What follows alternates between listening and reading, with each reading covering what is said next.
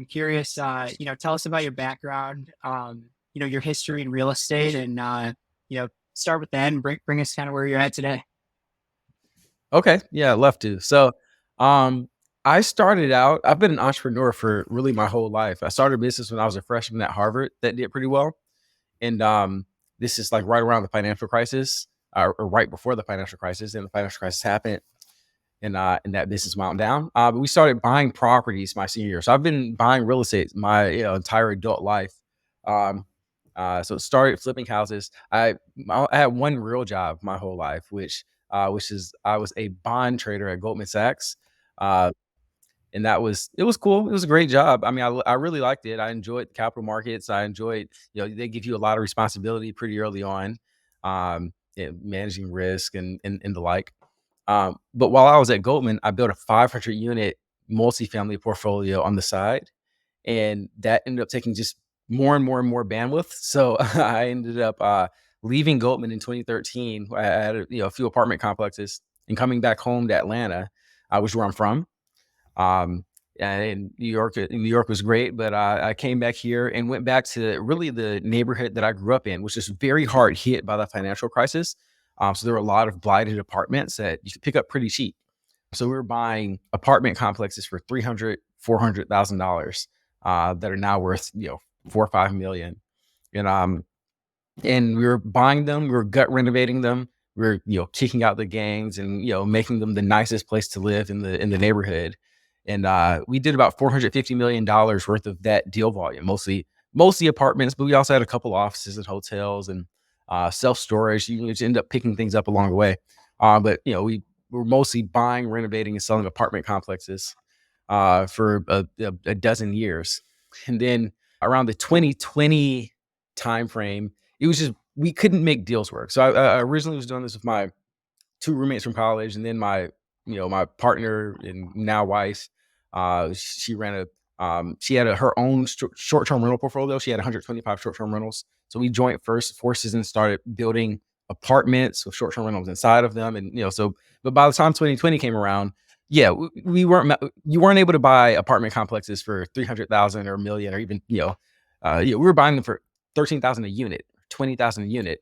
Those same properties were 90,000 a unit in the same condition, or 100,000 a unit. So we were like, okay, there has to be a better way to make money in real estate without taking this kind of risk. From our perspective, it's just the numbers we couldn't get there from where our knowledge of the market, and there were a lot of new entrants to the market.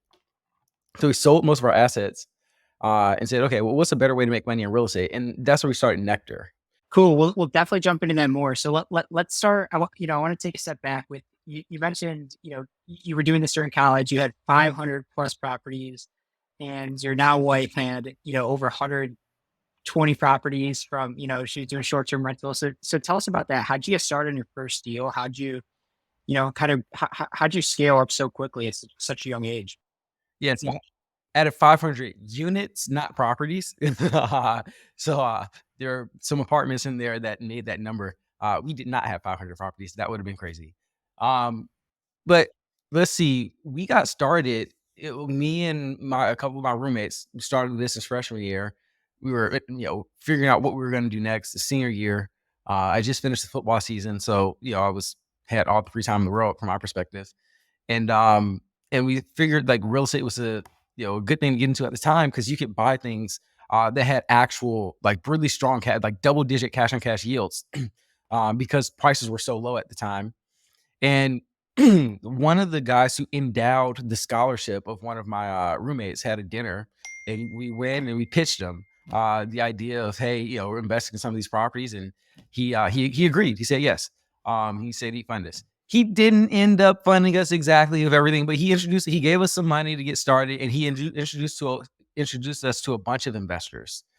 So he was our like, when you have someone who has that kind of standing, make an introduction, then it gives you legitimacy, and that really is what we used to raise money to buy our first 5 houses that we bought, renovated, and sold. We learned a lot, didn't make a lot of money, and if we were buying properties that now are worth $1 million or a couple $1 million for like, they're probably worth $1.5 million now. We bought them for $250 then, and we're selling them for like $315. So But we were eking out and learning some stuff, and then we went from houses, single family houses. Then we bought a portfolio of single family houses. Then we bought 16 condos, and then we moved to quads, and we bought a portfolio of quadruplexes, because it's easier to make them cash flow. And it turns out the houses, it's hard to make them cash flow. So we ended up buying them, getting them decent, and selling them.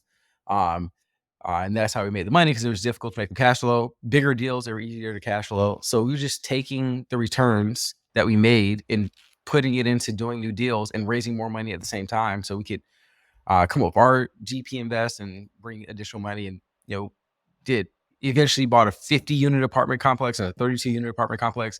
Then we bought a 140 unit apartment complex, and then we bought a portfolio of apartment complexes. So it was just one after another. You do one and get it up and going, then do another one, and that's kind of how it happened. Oh, and it took 3 or 4 years. Did you set it up as a fund? Yeah, between 2009 and 2013. That's amazing. So we've had all kinds of structures. The original idea was for it to be a fund, because buying one single family house just wasn't it just didn't make sense for what we were doing. So we had a fund, and then we started, and then we kind of rolled that fund and over into multiple properties. And then the fund wasn't big enough to buy some of the properties as we got bigger. So we started syndicating from investors, really a lot of the same investors in the fund, to do the bigger properties. So to answer your question, some things were in the fund, some things were just, we were just syndicating. Makes sense. Going from obviously the initial single family houses to the apartment complex, I'm just curious. Obviously, you kind of built up a little bit of equity to move into that arena, right? What was that change of experience, if you will, going to that model? I'm just curious, kind of, because I've talked to a lot of real estate investors over time, and just everybody has a different, unique experience in that regard. Yeah, so we built up a little equity, but we were selling big chunks of the GP. So we were doing a lot of work and making not as much money as as if we owned the whole GP. But we were 22 with no balance sheet. So what can you do?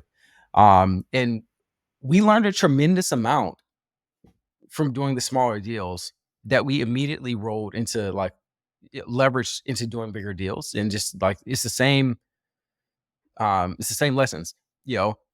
Get good contractors who know what they're doing, not the cheapest bid. Some things are, or work with a designer instead of just instead of just having the contractor pick the, so there were just small lessons that you learn that, from doing the smaller deals that really you can just apply. And then as we did bigger deals, as you started to do bigger deals, we could work with better people. So not only were the deals bigger so we can pay them, but also we started to have a little bit of reputation, and we started just networking and meeting people who were actually just good third parties. You get better contractors and subs and managers and designers and architects. And so really, that's really what it was. It was, we were leveraging the knowledge and contacts, and then, we'd have somebody who they just be trying to help us out because we were young and looked like we didn't know what we were doing. And sometimes maybe we didn't.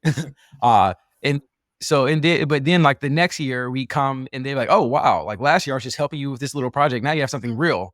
And so we were always challenging ourselves to find contractors that were better than what we were doing at the time, or that were more qualified than whatever we were doing at the time. And then have them help us to improve ourselves. And then we find projects that were worthy of their actual focus and attention. And so we kind of played that until we got, and then it turns out it's really not harder to do bigger properties. It's really easier because the third parties are better. And you can actually pay them to actually focus on your stuff. So it really the numbers got bigger, but it got honestly, a little bit easier because we were just working with better people, and because we knew we had learned some things and we didn't have to make the same mistakes. For my real estate experience, it's very limited, especially, compared to what you did. I have a couple properties, but I could see just how, as you scale, it gets much more efficient. Working on a single family house is a lot more difficult to clean, as an example, than, 5 single unit or 5, 1 bedroom units, from that perspective. So Really cool. So, you mentioned 2020. So you sold your portfolio. So kind of, talk us through how you thought about the markets between, then till 2020 and kind of bring us into, what do the markets look like today? In terms of from the, from the market, when you guys were buying back, you know, 2010s, you mentioned you sold your portfolio in 2020. So kind of walk us through, what you guys were seeing in 2020 or 2010s, what you saw in 2020 that, prompted you to make these sales. And then, kind of how do you see the market today? Oh yeah, great question. So in the 2010s, we were able to buy a lot of distressed properties. That's mostly what we were doing. We were buying properties that were, 70% occupied or 50% occupied or 8% occupied. And we were and we started doing that not because we originally just wanted to get distressed. It's because we originally were buying things that weren't distressed and realized that, there was just problems behind the walls, if that makes sense. Like you end up buying something that is full of people, but it's also full of problems from the bricks and sticks perspective.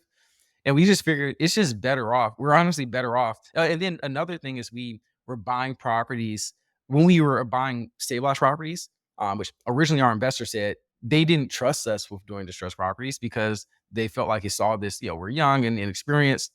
Um, but when we're buying stabilized properties, you have someone else buy a property next door that's maybe you're better than. You bought the best property in the market. Someone else buys a property that's a little inferior, but then they can renovate it, make it nicer and newer than your property, and then have rents that are the same or a little bit more. And then, now you're dealing with like pushing the salespeople, like, how do you compete with these? And so after one experience of that or a couple experiences of that, we said, okay, we're not doing that anymore. We're going to have to, where we have to like fight someone else who has, better quality. And we have to deal with these legacy, really deferred maintenance issues that, so that's why we got into buying more distressed properties. And in the 2010s, there was a good amount of that around and left over from the financial crisis.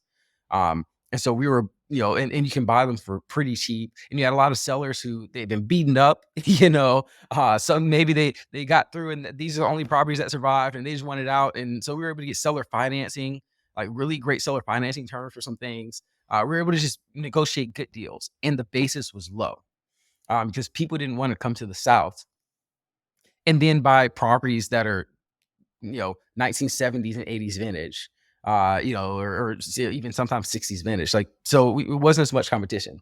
Fast forward to the 2020s and it really shifted. There was a ton of focus on the Southeast. It was a new hot thing. And there wasn't as much like just true distress. There was like fake distress. There's like, oh yeah, I bought this property and I renovated 3 units and got, these premiums. So you should renovate the next 300 units and you'll make a lot of money. And that was, and there wasn't as much of a discount. So instead of being able to buy something at a price per pound, where it's like just like, this guy just wants to get out, you had people that were positioning themselves and they were trying to like, they were underwriting what you were going to make when you bought and renovated the property and saying, well, because of that, if in this pro forma everything turns out, you'll have this 20%, 25% IRR, but nothing ever goes to pro forma. And our pro forma was always more conservative and more, it wasn't conservative because we were conservative. It was conservative because we already made the mistakes of underwriting too aggressively, and we knew what the stuff costs. So I'd say that was the biggest change. The properties where you used to be able to buy from a seller who just wanted out and buy at a price per pound. Now you have all this competition and all these people from every place in the country coming in, bidding up prices and buying it based off of pro formas. It's a pro forma income and expenses, pro forma rents. And that is just, if all you need is one person to outbid you because they are aggressive. And a lot of those people, like, they won at the time. They won those bids. But looking back, I don't know who won because they borrowed at a cost per unit. I don't know if they're gonna, I don't know how they feel right now. So that's why we got out. We said we just can't compete. We didn't want to we had just gotten to the point where we had made some money because for so long we had to sell chunks of our GP. So we were just at a point where we had enough money to actually like really, really invest. And we just didn't make sense to be competing with these people who were buying based on pro forma, if that makes sense. Yeah. That makes sense. Well, talk to us about the transition from that side to more the lending side, as you kind of moved into the Nectar and you watched Nectar, Yeah. that process. So another issue that we always had is that running a real estate portfolio is capital intensive. It just is. And it's more than just the co-invest when you're investing in the property. It's also just the pursuit costs and all the operations. And maybe you have to, you get busy and you have to hire somebody and you have to, you have a property that's perfectly good, but then something comes up and you have to feed it.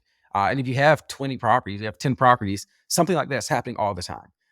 Even if they're stabilized and low leverage and cash flowing. All of ours were low leverage. Like we do these deep renovations. So we have really great basis and we refi out. We have really great debt. So they were low leverage and they were cash flowing, but there's always something. And us starting out just like being scrappy young people, we just didn't have a lot of cash, even when we had great assets. And so we said, look, there has to be a way, and no one would lend to us. I couldn't even borrow to get a mortgage because I didn't have W-2 income. No one was underwriting the cash flow that we were generating, even though we were generating consistent, high quality cash flow. And so we didn't think that made sense. So that's what we started Nectar to do. We were like, look, there are plenty of people out there who have cash flowing assets, who have low leverage assets that they've been buying throughout the 2010s. Not everybody bought in 2022. It turns out, not everybody bought like these high octane properties, high leverage properties with aggressive assumptions. And all those people, they need capital too. They need flexible capital to just buy the next deal, finish the renovation, feed a property that did go over budget, because everyone has properties that go over budget, and no one likes making capital costs to their investors. Like no, and investors don't really like it either. So that was the theory when we started Nectar, that we find the people who were prudent, who had great properties that were low leverage, and we're structured in such a way where we can just provide a little strip above their mortgage that you could get by doing a cash out refi. But if you did that, you'd have to pay a prepayment penalty. You'd have to pay a new origination point. You have to pay a higher interest rate, and you'd have to take 60, 90 days and pay lawyers and all that stuff. Whereas we can move really quickly. We understand the business, we understand the strategy, and we can get you cash quickly. And it's cheaper, although it's more expensive, just a rate, but it's cheaper from an all-in cost perspective. Does that make sense? Yeah, absolutely. Absolutely. Yeah. So that's what we started doing with Nectar, and started making those, doing those deals. We started with short-term rentals because it was just me and Brittany using our own balance sheet. And so we didn't have enough cash or at least we wanted to have a portfolio and not just a couple big deals. We didn't have enough cash to like do a bunch of apartment complexes out the gate using just our money. We had to prove out this new model with this new financial instrument. We started out doing short-term rentals because they had a ton of cash flow and they were all pretty low leverage because banks didn't really get short-term rentals at the time. And then we moved up to, once we had proved that out, we moved up to smaller apartment complexes, really very similar to how we did our acquisition rehab portfolio. We just laddered up to bigger properties and higher quality sponsors. And that's what we do now. And we have a fund and we've built a platform that allows us to aggregate all of these deals and then sell them to investors. So that's, this where we have now. That's great. Well, what does the platform consist of? Just curious. Another thing that we're doing is a lot of our deals are smaller balance and they're structured as pref equity or like an assignment of cash flow, something that's similar to mezzanine debt. And, if you in the market, there are other people that are doing pref equity. It's just that typically they want to write a $10 million check. Sometimes a $5 million check.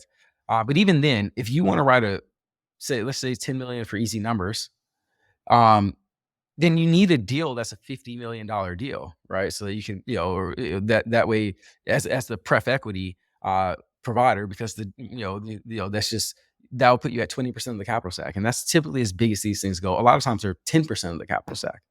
So if you want to write a $10 million check, you have to have a $100 million deal. There are plenty of people who have $20 million properties, $10 million properties. So we've built technology that allows us to underwrite these deals more efficiently and still, crank through underwriting a lot of these smaller deals where there's less competition. And then we pool these deals into $5 and $10 million pools to make them attractive to larger investors who want to write these $10 million checks. And we distribute those through an online platform.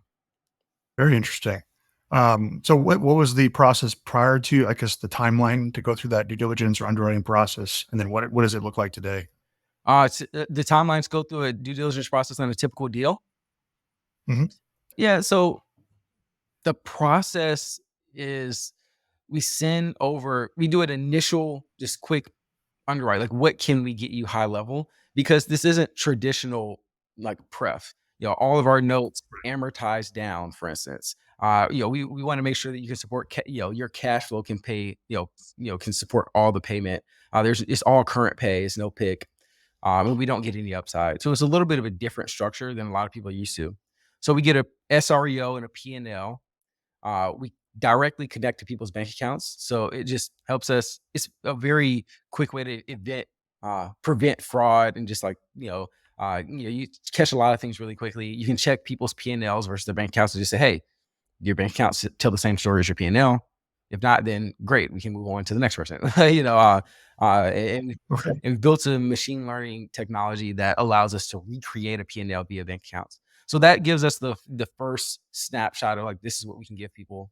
And then we get all of the org documents. We do, we go pretty deep in doing a background check and find out about the sponsor and about the property and who owns it and who can sign. But the basics of it is this property cash flowing? Did it have strong margins? Is this property low leverage? Is it low leverage with permanent debt that doesn't have a maturity that's shorter than our term? Those are the things that we're really trying to find out. And then, are you an actual quality, experienced sponsor? So we do a lot of things to do that, and most of these things you can use technology to take a lot of data that's out there in the public and take a lot of like data directly from the sponsor to pull this together pretty quickly. We're typically able to get it done in, let's say 7 to 10 days. That's great. That's really great, Derrick. How big is your team currently? Yeah, so you have a team of 6 full-time employees and then a handful of contractors, about 5 or 6 contractors as well. Cool. In terms of the loans that you guys are making, are these loans typically for like renovations? Are these loans to, purchase the property or, kind of give us some scope on that side? Exactly. Yes, I guess is the answer. But here's the typical scenario. You have somebody who they've been in the business for 10 years. So they have a portfolio and most of their properties are stabilized, but they have, a couple that they bought recently where they need to finish a renovation. So that's a scenario where someone will come to us and say, hey, look at this property. We need another extra $500,000 or $1.5 million to finish this renovation. And we say, that property is not cash flowing and not stabilized, and you have a bridge loan that's due in 18 months. So we can't do that. But let's take a look at your SREO, and then we get into a conversation. So we get a lot of deals that way. Also, new acquisitions. But the key theme is experienced sponsors who already have cash flowing deals, and they're just looking to unlock some liquidity based off from their cash flowing assets. And is mostly to buy new properties or to renovate existing properties. That's the vast majority. Sometimes they're doing some capex on properties that are already stabilized as well. We've had people who need to just buy out partners, for instance. Those have been use cases, but by and large, it's mostly finishing renovations and buying new properties. Cool. And then on deal size, how small and how large of deals could you guys put together? Yeah. I mean, we're typically doing deals between $100,000 and $2 million. So again, we're really serving a part of the market that's like very much overlooked because it just takes just as much work to underwrite a $300,000 deal as a, $23 million deal. And that's where we're able to get the most leverage from our technology and face the least amount of competition. So I'd say between 100,000 and 2 million is typical. We've done bigger deals, and we've done smaller deals for repeat customers. For instance, if someone has 20 properties, they want us to finance 7 of them. So we've done things like that. Any particular regions you guys focus on, or are you pretty broad? We're pretty broad. We're in 27 markets currently, in 27 states. Um, so we're pretty broad. I mean, we like Georgia. That's where we sit right now. But I don't even think that's where the majority of our portfolio is.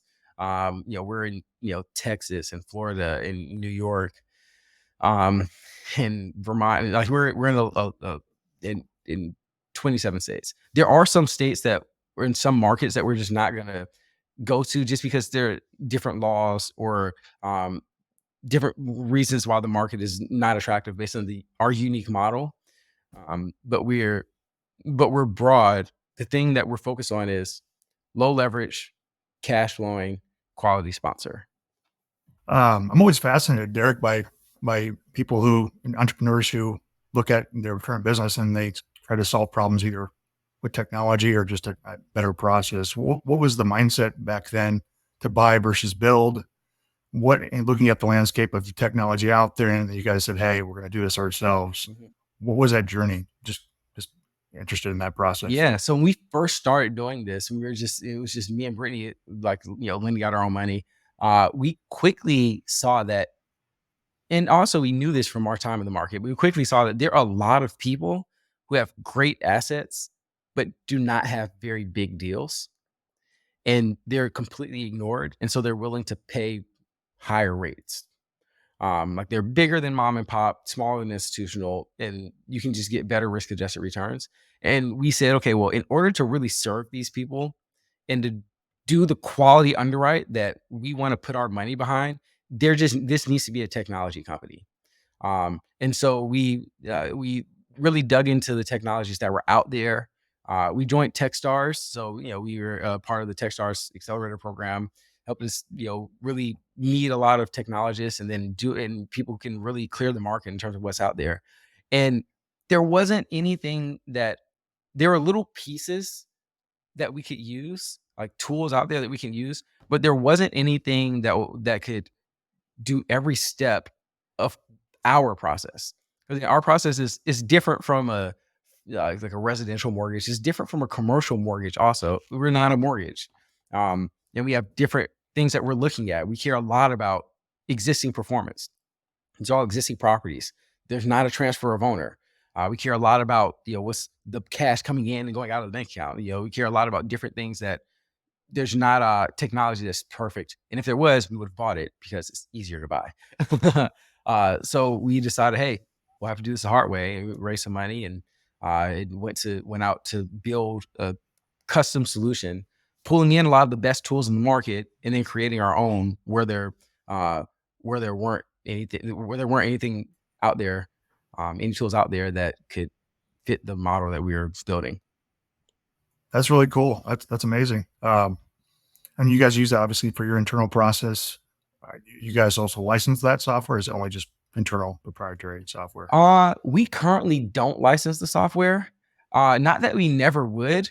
It's just that that's its own business model that, it's a business model that we might do one day. Right now, it's easier when you're your own customer to just do the things that you want to do. And then also we're in a particular time in the market, and where there are people out there, the people that are focused on creating the built environment that we all rely on. There's a bunch of them that serve the middle market.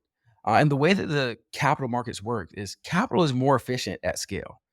Capital is something that is most efficient at scale. But real estate doesn't work like that. There are small properties, there are medium-sized properties, and there are big properties. And so like it means that in the majority of the market are operators that are not institutional operators. And a lot of these sub-institutional operators, they create a lot of the built environment that we rely on every day, you and I, and especially from a housing perspective. They build a lot of the housing that we have historically relied on here in the United States. And I left Goldman Sachs. I had a great career at Goldman, but I left Goldman Sachs because I wanted to be on the ground creating impact in that market and moving the ball and moving the needle on building more housing. And what I found was that the capital markets are a more efficient way to solve the problem. And because there are people out there who are young, who are building the development companies of the future. Right now, they're in the middle market. They have some experience, but they're in the middle market, and they will eventually be the big institutional companies of the world. Once they're right now they're not, and they have their capital insecure because there isn't a private equity market or a VC market in the real estate space. But these people have great assets. A lot of them have low leverage assets. And so that's where we want to focus, especially at this time in the market where you have people with great assets who banks have pulled back. Capital is scarce. It just is. There's a lot of people say there's a ton of demand, there's a ton of capital out there, but they're not transacting, and that's why transaction volumes are lower. And it's because the numbers just aren't making sense. Like people want to have positive leverage when they buy. Um, but the people who are prudent, who have great assets, this is a great opportunity for them to take advantage and to really make build strong portfolios that are that are going to give them the leverage to continue to build and put out the housing that we need in this country. And that's the problem that I like to just spend my time solving. And that's kind of why we've decided to focus here instead of licensing it out, because we can license out flexible capital to the people that are doing the building that we need done. And once we get to the point where we've got it together, then we'll probably look at licensing it out, so we can continue that mission. But we're super focused on the mission. Oh, I love it. That's great. How many deals are you guys doing on a yearly basis? Kind of what's the deal flow look like for you guys? Where are you acquiring your deals, and your network, I'm sure, is probably, you built that up over time, which is great. Just curious about that as well. So we did 57 deals last year.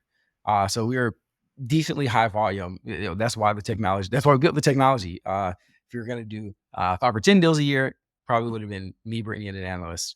It was me bringing in an analyst. But so we did 57 last year, and we're looking to do more this year. We have a network of brokers that send us deals. We have some direct outreach to people who we know own the low leverage properties that are stabilized. But we built a white label origination platform that brokers can use to make it easier to get their deals and get all the information. And a lot of people use that even not for our actual deals. And so that's been a great source of consistent deal flow for us. And then network and marketing, and a lot of, you're in the industry for a long time, and a lot of people, and this is something that's unique. So a lot of times, there's word of mouth. And right now, I'd say deal flow is, throughout the market, deal flow is down. For us, we are able to do deals with people who aren't actually trying to buy right now. So it's allowed us to keep our deal flow relatively strong. But we do see a lot of deals that just don't work, because just like everybody else, the expenses that you underwrote when you did this deal in 2021, they're just not there. The rents that you underwrote is just not there. So I'm looking at this deal and I see what you want, and I see the value that you're putting. That's just not real. It's not today. So we do see a good amount of that, and we do say no to a lot of deals. But again, there are a lot of people out there who have great properties that are low leverage, that they bought at a good basis, where the cash flow has gone up and the asset value has gone up. And so I say, we've had, I guess Q4 of last year was a record quarter for us. In Q1 of this year, our books aren't finished. I think it's going to be a little bit less than Q4 of last year, but it's still pretty strong. And we have a pretty good pipeline right now. It looks like this quarter is going to be bigger than Q4. That's great. Congrats. Yeah, that's really cool. given it's currently 2024, are you seeing any interesting trends? Anything that kind of note to mention here that as you're seeing as we're going into this year, that's different maybe that you've seen before? Or I mean, the different thing, as I mentioned, when I was in the market buying properties, you could just buy distressed properties at an actual discount to market. And then the market got to such a point where people were buying distressed properties or buying value add properties, and they weren't really getting discounts. And so we see a lot of just the backside of that, of what happens, like, a couple years later after they won that bid and bought that value add property at not a value add price. So we see a lot of that. And there's, you know, our perspective is that, some people think that, well, rates are going to drop and you're going to bail a lot of people out. And that's just not our perspective. Our perspective is that rates are going to be here. Um, Say there are rate cuts this year. Rates went from 0 to 5 and change percent. Going to like 4.75 even is not going to change the fate of some of these people who bought properties with the, 3-handle mortgage and who underwrote a 4 exit cap on a 1980s property. Like some of these people, like, this is the whatever cut they're looking for is not going to happen. So there are going to be banks, I think, are going to work out a lot of these deals. It's not going to be '08 where people were just foreclosing, because that didn't work well. It just didn't work well for the banks, didn't work well for the economy. I think the Fed has shown that they don't really have an appetite to have for contagion. They moved incredibly quickly last year when banks were in trouble. And I think that there might be more of that. There are a lot of banks that are looking at their balance sheets. They have a lot of these 3% coupon mortgages or 4% coupon mortgages as their assets, and their cost of capital is up too. So they're pulling back on it. There's still issues there that have to be worked out, and there will be selling, and there will be people that are looking and saying, "Hey, I'm just not going to get what I underwrote that I was going to get." And they're going to be lenders that are going to say, "Okay, we extended last year, and it's time to just cut our losses and sell." And so we will see that. I think that has to happen in order for prices to go back up. And there will be a time where you'll be able to buy a property with positive leverage again. That's my prediction. And that's why at Nectar we look at deals that are cash flowing, because I think that that's where the market is going to eventually go. Any particular trends you guys are seeing in the multifamily rents? Multifamily. So, I mean, the multifamily is like the poster child for kind of what I just said in terms of people buying. But we'll say one good thing is that there was a lot of capital and institutional capital in the multifamily space building like we have never built before. And you can see it because completions are higher than they've ever been. And you can see I live here in Atlanta, and I live in a neighborhood that was one of these neighborhoods that, there are 4,500 units being delivered in my neighborhood.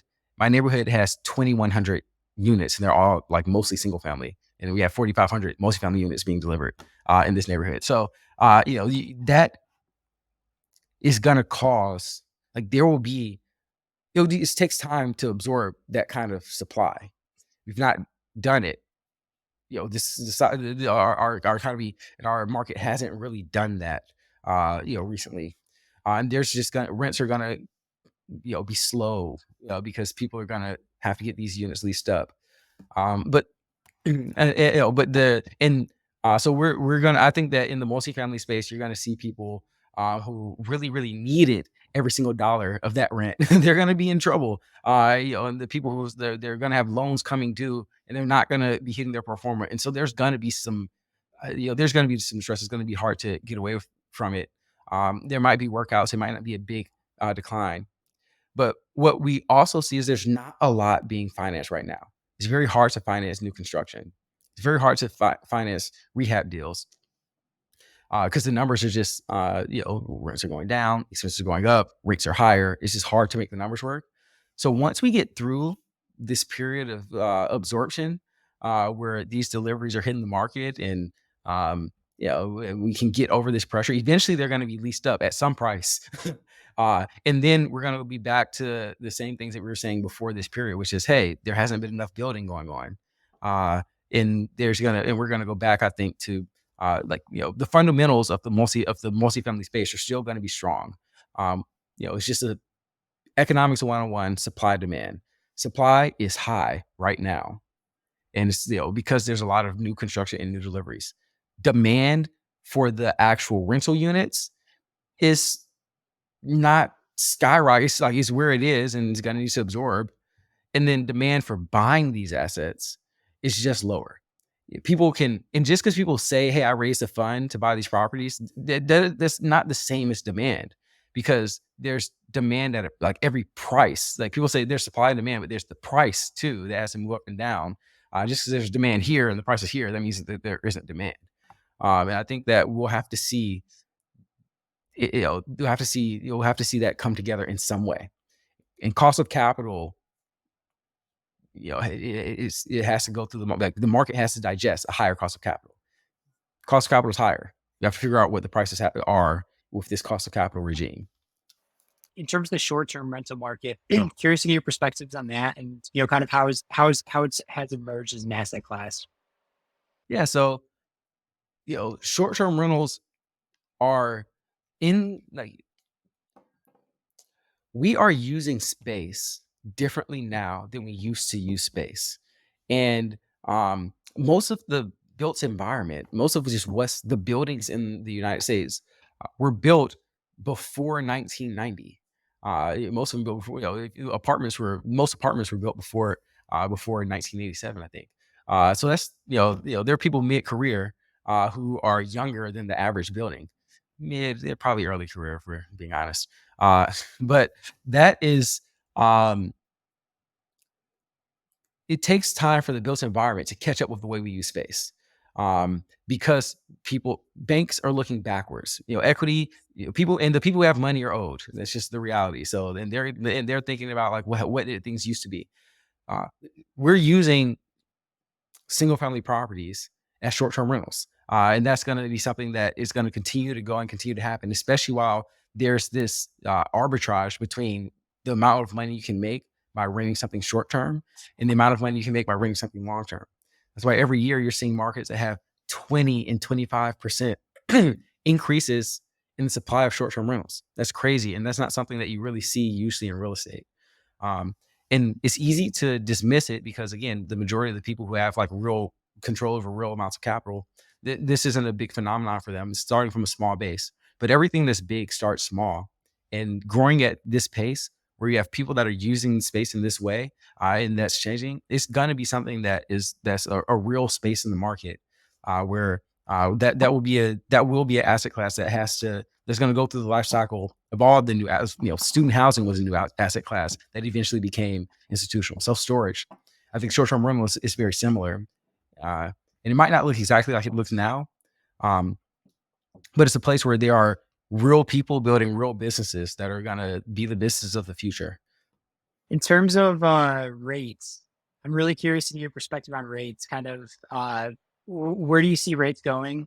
And how does it really, what effect do rates have on the real estate market? I would say one thing, just straight interest rates, treasuries. People look a lot at like treasuries or like SOFR and try to match that one-to-one with real estate cap rates. And it's just not true.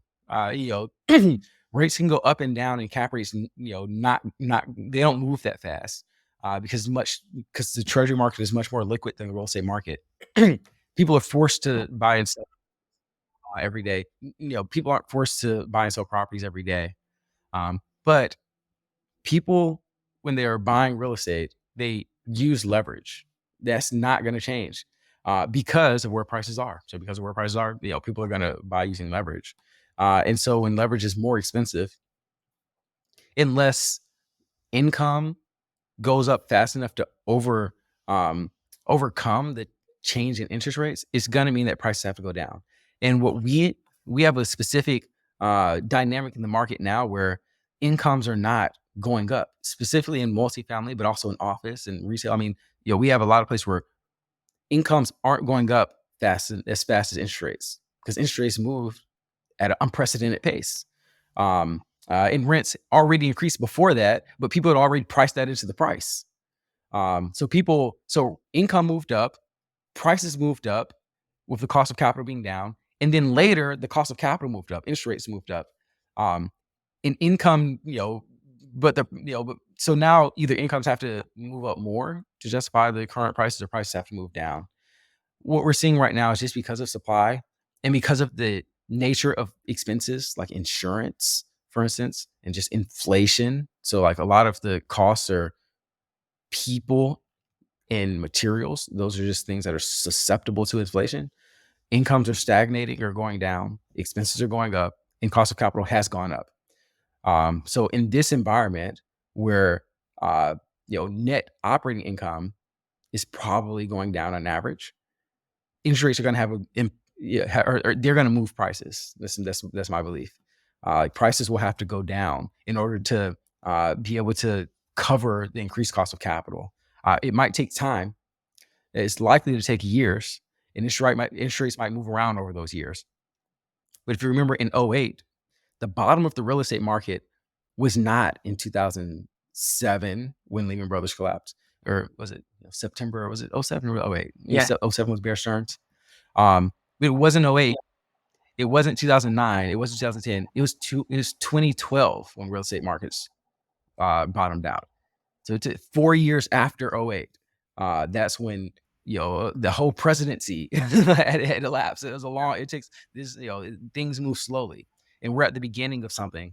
Not at the end. There's going to be we're gonna see this play out over the next few years. Yeah. Maybe rents are going to start going back up again. So maybe prices aren't going to have to adjust as much. Because as I said, this new supply that's in the market is going to absorb over some, like people are going to drop the prices to fill up these buildings. Like they're not going to stay vacant for years. And then maybe rents will go back up. That's a great point. Yeah, absolutely. And it's been crazy just to see how the prices have continued to go up even after COVID, while these rates have obviously increased as well. It's kind of a baffling market. Interesting though to see. Cool. Any other any other thoughts on your end, Derrick? About the market or general points? Just that this is a specific time in the market, but it's not that abnormal. Markets go up and down. It's been happening forever. But the built environment is the people that are operating in the market right now, that are building the properties that we're going to all use. We're going to still need this capacity in order for us to have a stable real estate market. We're going to need these people, and I think that and the capital markets are going to need to support that. And there's a lot of opportunity in the market to find, when capital markets see that there's a lot of uncertainty, like right now, there's just pull back, and it pulls back across the board. Banks, when banks are in trouble, they don't stop lending, just to the people who are in trouble. They pull back lending across the board, and that creates opportunity. And that opportunity looks different. But right now, there's opportunity in the market that we just didn't see, that we haven't seen since in 2010 when I first entered buying real estate. Where at the time you could buy a 100-unit apartment for $500,000 or $1 million. That's not the specific opportunity right now, but there's opportunity that comes from these dislocations. I think that right now there's an opportunity to leverage technology to find the sponsors that are in these specific areas where there's supply-demand mismatches. And I think right now, specifically, some of these smaller or middle market operators who have low leverage and cash flowing assets, they are losing access to capital as well, even though their assets are super high quality. I think there's an opportunity to give these people the capital to stabilize the market. As people, as this debt maturity comes and people have to work out or sell their assets, there's going to needs to be equity there to buy it. There needs to be strong hands to take these properties when they shake out in this economy.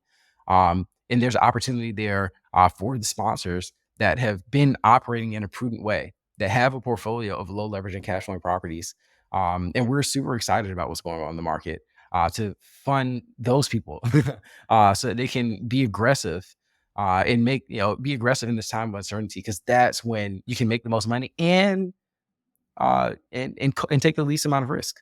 You take, people, it feels more risky, but if you just look at it, it is more risky probably to invest at the top of the market when everybody's investing. When you have 50 people bidding on a 1970s apartment complex that really needs some extra capex, that's probably more risky when there's only one or two people throwing in a bid. It's just that when it's only you and somebody else and you have a bid and y'all might be, 10% apart, it just takes more guts. But when you actually look at it, that's where you do the best deals and where you really take less risk, because you're not being forced to bid these, based off of unreasonable assumptions. So there's one thing I say is now's the time. Like now's the time to be looking for the deals that are gonna make a portfolio and make a vintage. Great. Yeah. Cool. So Derrick, talk to us about your portfolio and kind of what your team's putting together and your strategy and what you guys are looking at. Yeah. So again, we're looking at deals that are cash flowing, low leverage, with permanent debt mostly. So across our portfolio, we have our average LTV, like our last dollar, is about 59%. So we're going to be typically in that, just say, 50-60% LTV range for all of our deals. We've had some that are lower, honestly, and some that are a little bit higher. But on average, we're at 59%. The cash flow coverage ratio, so the amount of dollars in cash flow for every dollar owed to us on a monthly basis, is 2.4x, which corresponds to a more traditional metric of debt service coverage ratio that's in the 1.35 range.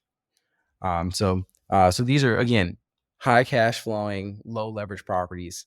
And then the yields that we're getting are, all in the, mid to high teens, mostly because, again, where we're focused in the market is, smaller properties, so $10 million, $15 million properties that are professional sponsors. Typically they own between $50 million and $500 million in assets. So they have a legit portfolio, but their properties are mostly sub-institutional. And that's where we believe there's just extra spread, frankly, because we aren't competing with institutions, to provide the flexible capital that we're providing. Our portfolio is that, everything is current pay, which allows us to make, quarterly, make distributions every quarter and not have to take a ton of risk. We don't take lease up risk. We don't take refinance risk. We don't take construction risk. We're looking at financing low leverage and already stabilized cash flowing assets. Awesome. Well, Derrick, this has been a lot of fun. Really appreciate you sharing your insights. Always love talking real estate. So awesome. A lot of fun picking your brain. Tell us a little bit more about where people could find you. Where can people connect with you and learn more about Nectar? Yeah, usenectar.com. That's usenectar.com. So you use nectar.com, or you can reach out on LinkedIn, Twitter, Facebook, Instagram. Our marketing team's all over. But directly usenectar.com. You can learn a lot about us on our website and reach out directly, and we'll get back to you ASAP. That's awesome. Awesome. Really appreciate the time, man. Thank you so much. We'll include all that, your details in the show notes. Thank you. All right. Yeah, thank you. It was great chatting with you guys. You as well. Absolutely.